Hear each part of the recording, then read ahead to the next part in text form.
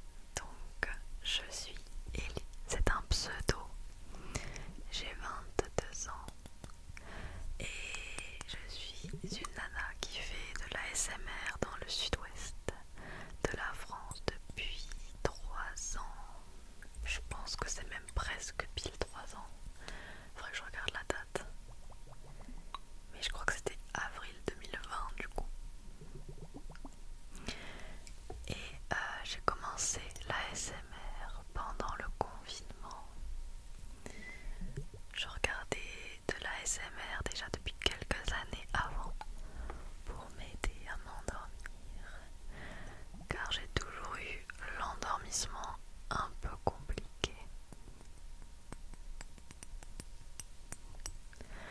Donc je me suis mise à l'ASMR un peu plus tard parce que j'avais le temps pendant le confinement et voilà, j'ai créé ma chaîne et depuis je tourne plus ou moins régulièrement.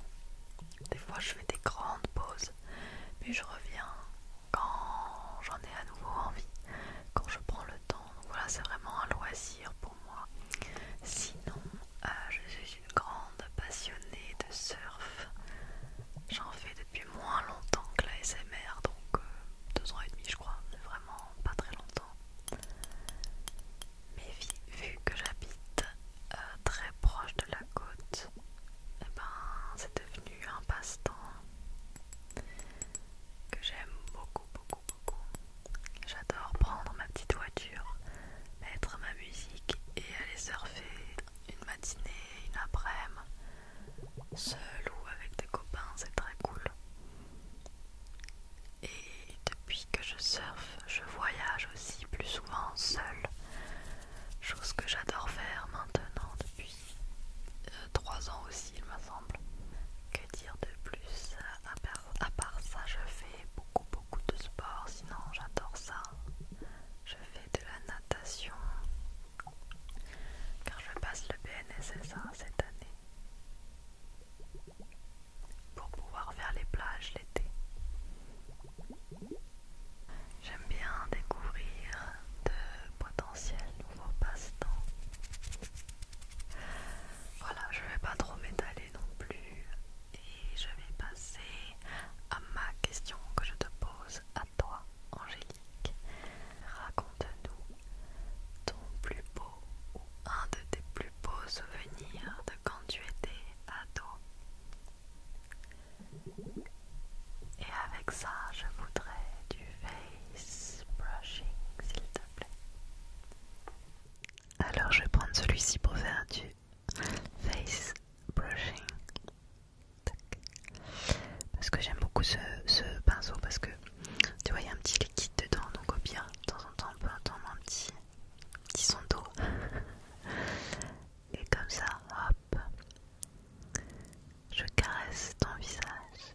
Alors, mon plus beau souvenir de quand j'étais ado, j'avoue que je sais pas, j'ai pas un souvenir hyper fort d'un moment précis en me disant ça c'est le meilleur souvenir de mon adolescence, parce que pour définir le meilleur moment, il faut vraiment que ce moment soit inoubliable.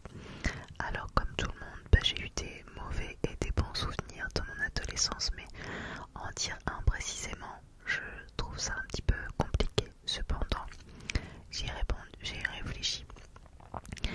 Et cependant, tu vois, je me dis que si je dois te citer mon moment préféré, mon moment le plus inoubliable, le meilleur moment que j'ai eu dans mon adolescence, c'est plutôt un regroupement de moments. C'est-à-dire que, en fait, je suis née et j'ai grandi à Brest. Et oui, je suis bretonne. Mais mes parents étaient originaires des Côtes d'Armor, d'un petit village qui s'appelle Plouézec, à côté de Paimpol. Et c'est vrai que la semaine, j'étais en cours à Brest. Et je dis pas que c'était tous les week-ends, parce que c'était pas tous les week-ends. Mais souvent, quand il commençait à faire beau, on était quasiment tous les week-ends quand il faisait beau à Plouézec. Et toutes les vacances scolaires, ça c'est sûr. Et à Plouézec, l'été, je passais tous mes étés sur une plage qui s'appelle Bréhec. Alors c'est rigolo parce que à Bréhec, quand j'étais toute petite, j'adorais y aller parce que j'allais pêcher dans les rochers. Et en étant adolescente, je m'étais fait plein de copains. Et donc c'était le moment de toutes les premières fois, des premières bêtises, des premiers amours, des premiers copains-copines hyper forts d'adolescence. Donc j'ai plein de souvenirs hyper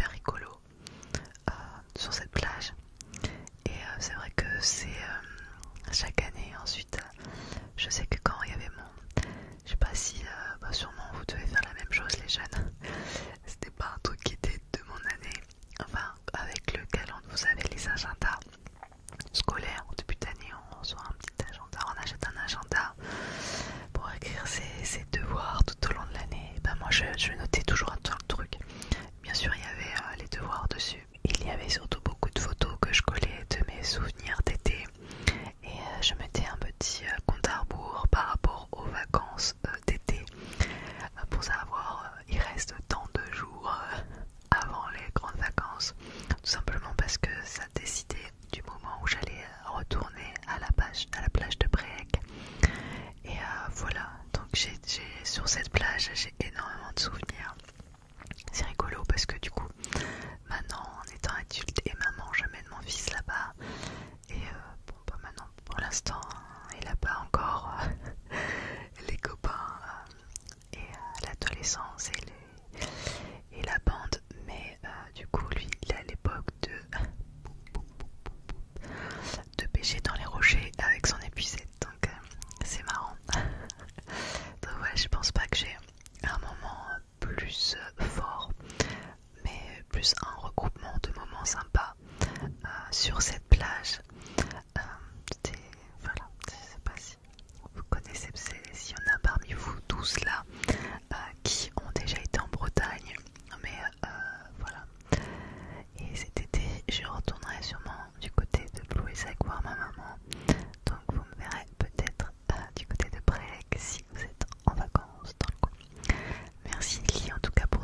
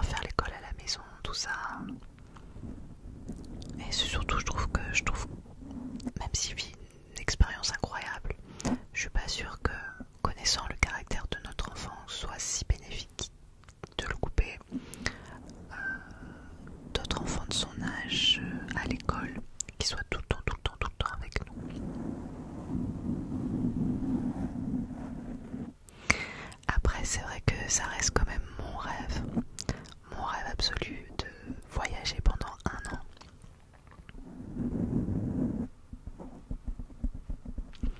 Mais je trouve que la période elle est très anxiogène.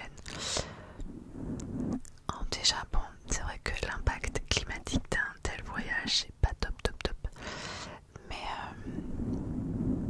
j'aime pouvoir rencontrer les gens, j'aime pouvoir être à la rencontre de cultures parce que je trouve que c'est comme ça qu'on apprend énormément sur soi, sur le monde. Enfin le monde qui nous entoure, enfin sur la vie tout simplement.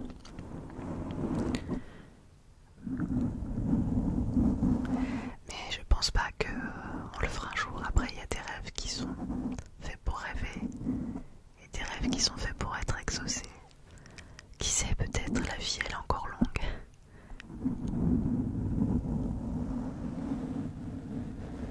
Après, sans faire forcément le tour du monde, je rêve de voyager, donc de pouvoir faire de temps en temps quand même des petites escapades. C'est important pour moi. L'autre jour j'ai promis à mon fils, parce que mon fils il a le même truc que moi, il adore voyager, il a envie de voir le monde. Et quand tu lui demandes ce qu'il a envie de voir, il parle d'îles paradisiaques. Lui voudrait aller à Hawaï, l'île Maurice ou la Réunion. Alors je lui ai dit que je lui promettais que c'était peut-être pas tout de suite immédiatement, mais qu'un jour je l'amènerais dans une île paradisiaque. Voilà, ça c'est un rêve que j'aimerais faire.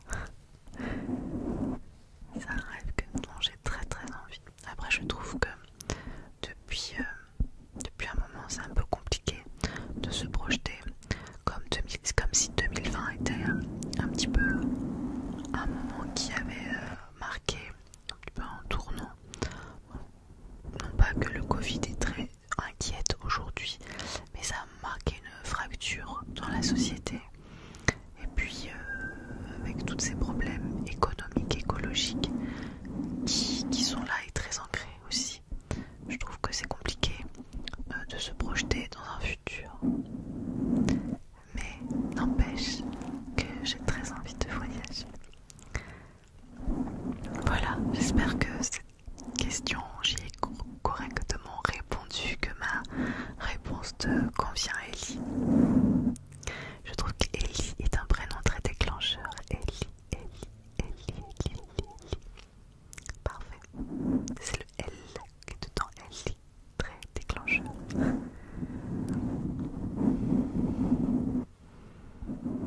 Mais moi aussi j'ai une petite question pour toi. Si tu pouvais changer quelque chose de ta vie, qu'est-ce que ce serait et pourquoi? Et côté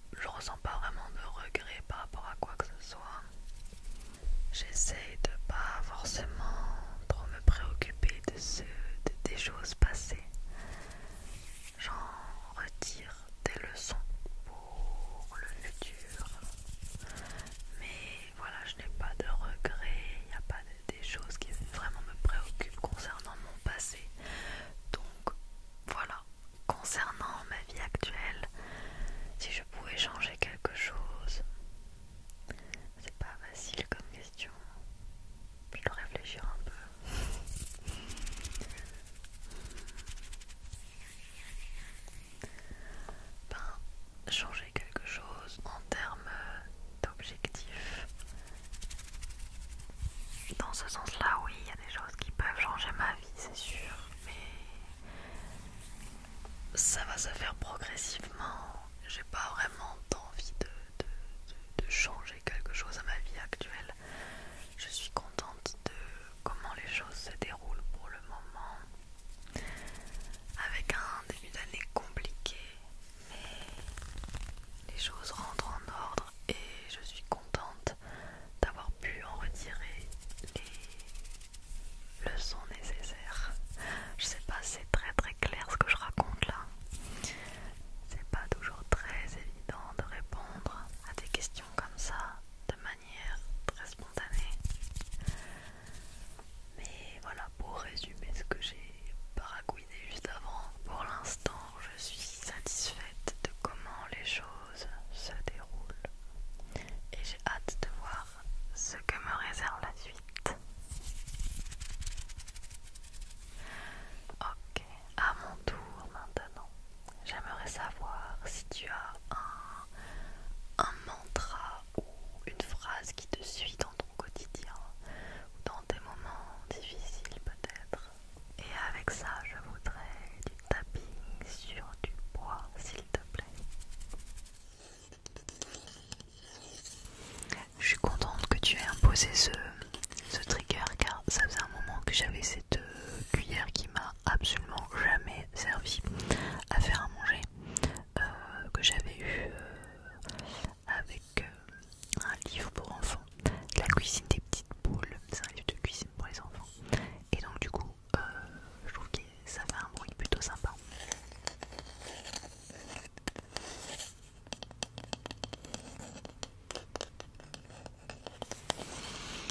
Alors, tu sais que je sais pas trop quoi te répondre. Je sais pas si j'ai vraiment quelque chose qui me suit dans mon quotidien, malgré tout, dans les moments difficiles.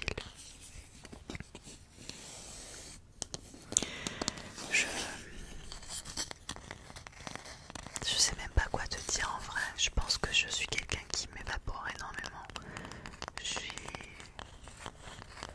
Je suis un peu perché des fois.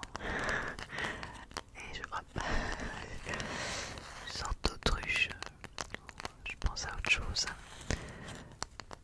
Des fois on peut pas penser à autre chose, mais j'essaye de voir. En fait, l'autre fois j'avais entendu une phrase dans un dessin animé pour enfants, enfin l'autre fois, il y a très longtemps, quelques années, et je trouvais ça très vrai. Quand tout semble aller mal, fais un petit tour, vois le bon côté des choses. Je le dis en chantant parce que ça se disait en chantant dans le dessin animé. Et je pense que c'est une phrase qui m'accompagne, oui. Ou d'essayer de... Dans toute situation, il y a toujours du positif à en tirer. On le voit pas tout de suite. C'est pas toujours évident de se dire que toute situation est positive. Parce que des fois on vit des drames et qu'on n'a pas envie de voir le côté positif. Après, même les drames font évoluer une personne. On grandit, on ouvre les yeux sur certaines choses, sur certaines priorités de la vie. Mais c'était des choses qu'on ne se rend pas compte spécialement sur le coup, mais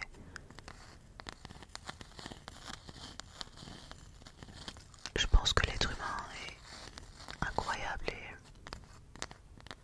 peut guérir de tout presque. Je dis ça, mais demain j'ai mon enfant qui meurt, je sais pas si je dirais ça.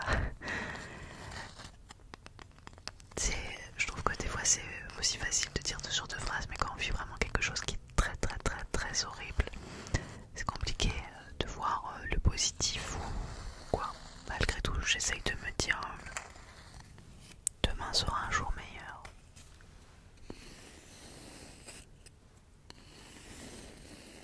Rien n'est figé dans la vie.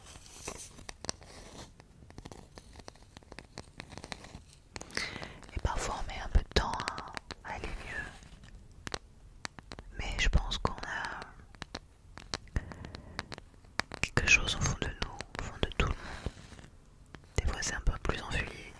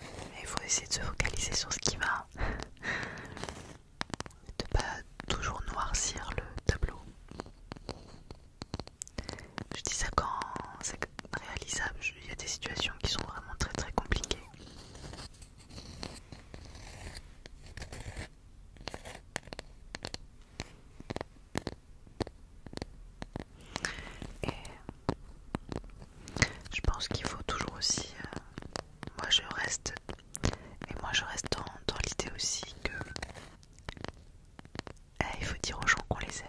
Voilà, ça c'est un mantra qui est important pour moi. C'est on ne sait pas de quoi il fait demain.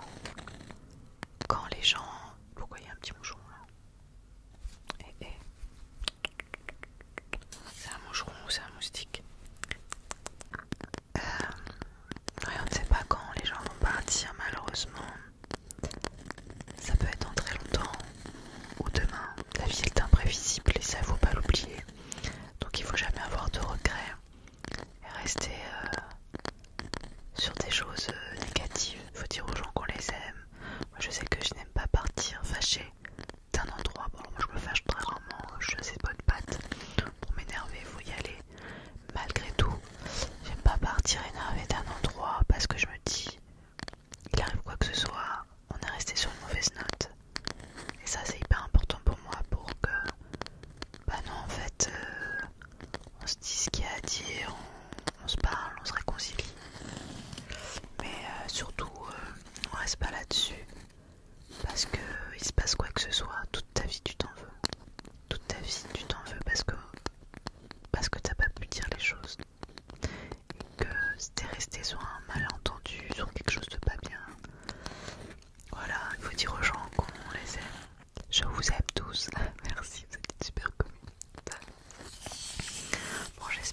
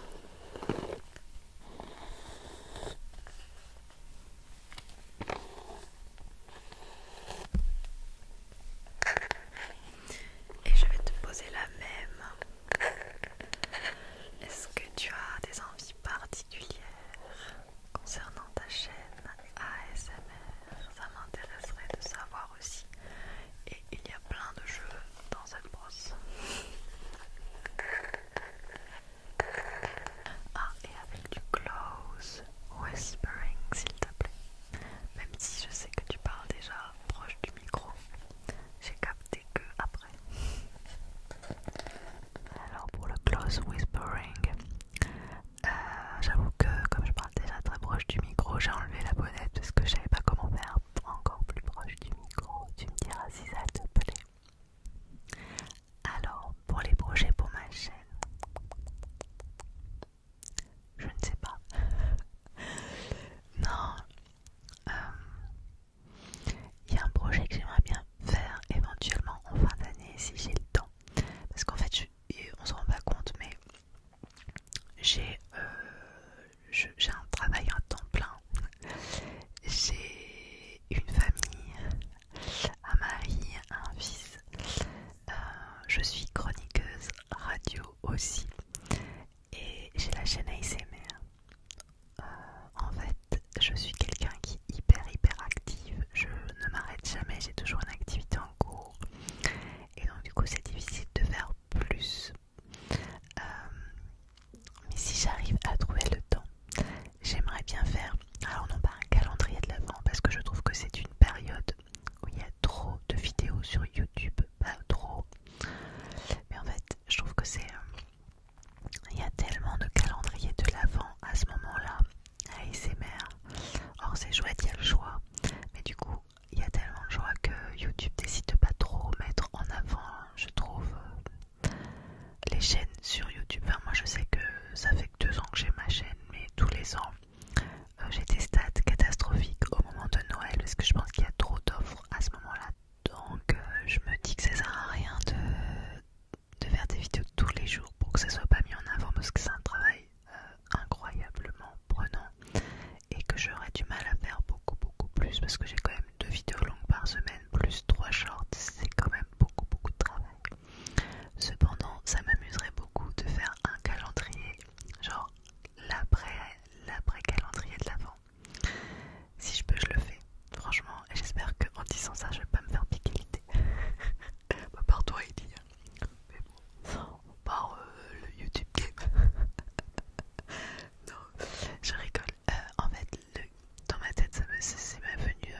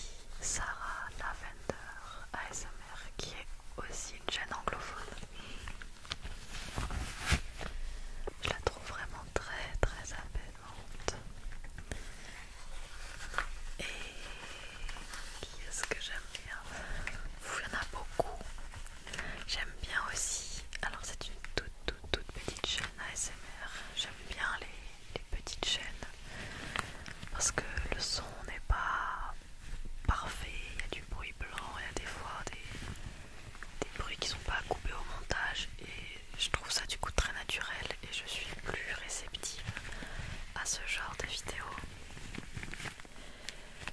Et donc une chaîne que j'aime beaucoup c'est Hey Anna. Alors elle parle anglais mais elle est allemande il me semble. Et elle montre que la moitié de... Non même pas, elle montre pas du tout son visage. Comme moi au début. Je montrais que la partie basse de mon visage au début de ma chaîne. Donc elle fait beaucoup de hand sounds. Mouvements de main, bruit de main, des petits... je sais plus comment on appelle ça. Finger flutters, je crois. Et j'aime beaucoup.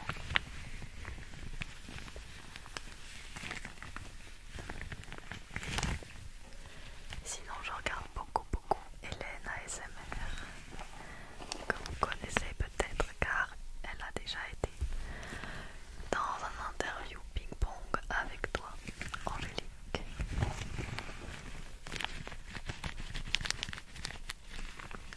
Voilà actuellement les chaînes que je regarde.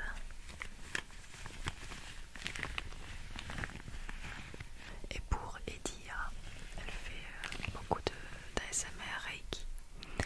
J'aimerais beaucoup faire une vidéo un peu comme ça, mais j'y connais pas grand chose en Reiki. Il faudrait d'abord que je me renseigne un peu.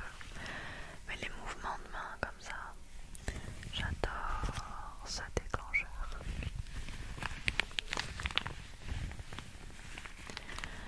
Voilà pour répondre à ta question. Maintenant, je vais te poser la dernière question. Non, c'est pas une question, mais raconte-nous une anecdote. Raconte-nous une anecdote drôle ou quelque chose de marquant pour toi. Et comme déclencheur, j'aimerais beaucoup voir des papouilles de moumoute. Je vous dis bonne nuit. Merci beaucoup, Maman Écureuil ASMR de m'avoir invité avec toi à faire cette vidéo. Ça m'a fait très plaisir et j'espère qu'elle vous plaira aussi. Bonne nuit.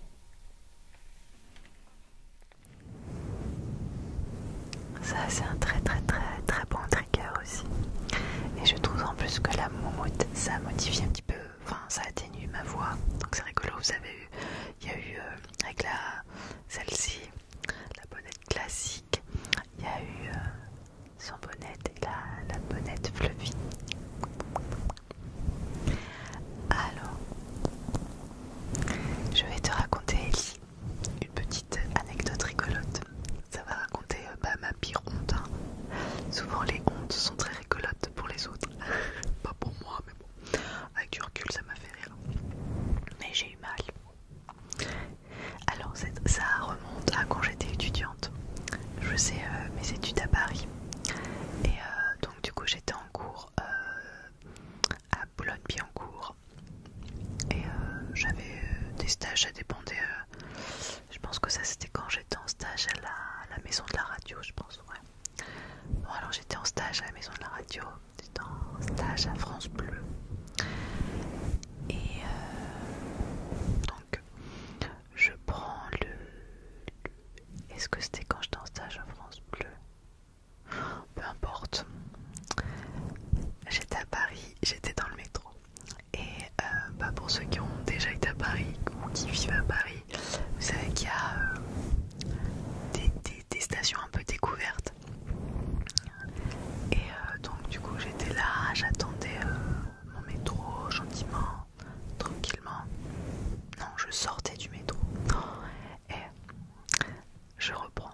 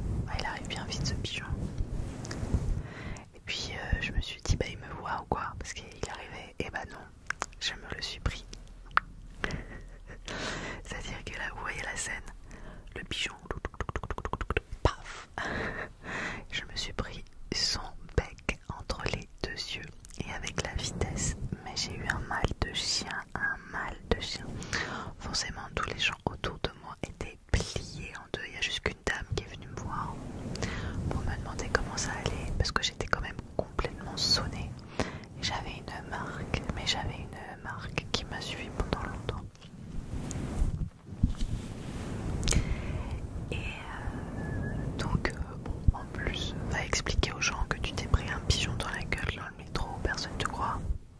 Bien sûr, personne te croit. En fait, moi je suis un peu Pierre Richard, tous les trucs un peu invraisemblables, ça m'arrive. Ou les trucs où tu es sûr que tu mettrais ça dans un film, on dirait ah, c'est un peu too much. C'est pas possible en vrai. Et bah si, c'est possible, ça m'arrive. Voilà.